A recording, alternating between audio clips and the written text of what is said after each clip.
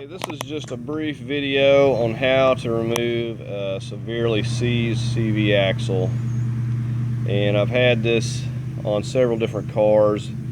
Now there may be some that you're just not going to get out, but you could at least try this first. And if happens to be on a 2004 Grand Prix, and you can see you have to remove a lot of stuff to be able to get the CV axle out. It makes it really difficult to do anything if it's seized up in there and you're needing to get access to the CV axle.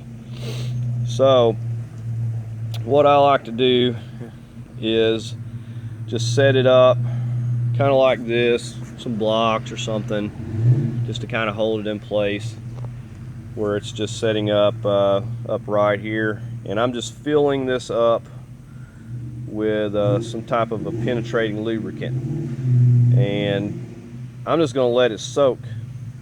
And you can let this thing soak as long as you like, but once it this way, it's actually going to be able to penetrate down into the CV axle, those splines, because for whatever reason sometimes they like to seize up.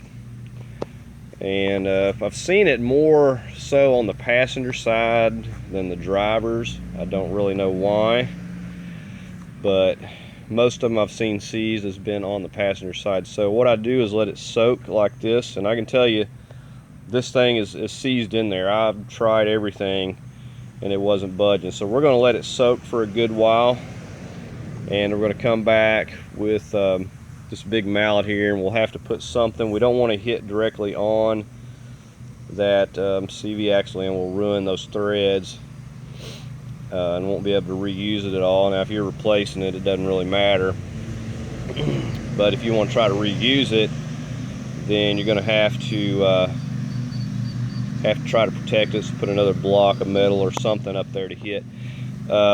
But if you're not reusing the CV axle and your purpose is replacing the CV and getting it out of there, then just by all means just beat it out of there. If it mushrooms out, it doesn't matter. And I've done that before. So anyways, we're going to let this thing set up a bit and then I'll show you. Okay, so this is my setup, and I've got this puller and I've just kind of set it on here loosely, and I'm just using it so I can hit the bolt here because it centers up in the CV axle. It was just something to kind of use to keep from hitting and damaging the end of my CV axle. But you can see that it's already knocking it through. This puller will not work. I mean, you can hit something and get a lot more force and vibration and knock it out, where this puller you'll probably wind up breaking it trying to push it out. But you can just tap it with something just to knock it out of there, so you don't damage your CV. But you can see it's been soaking like an hour, and it's coming out of here, and you can see all of the rusty fluid dripping out of there. And if you was probably to let it soak overnight, it would be even better, because it's going to just sit there and just continue to penetrate through. So this has been the method that I have used, and it works pretty well. So I'm going to go ahead and finish getting it on out of here. Just wanted to show you the progress I made here. Okay, so there we have it, and I'm just getting ready to lift this up and off of here. But we've got it completely knocked through, and you can see, I mean,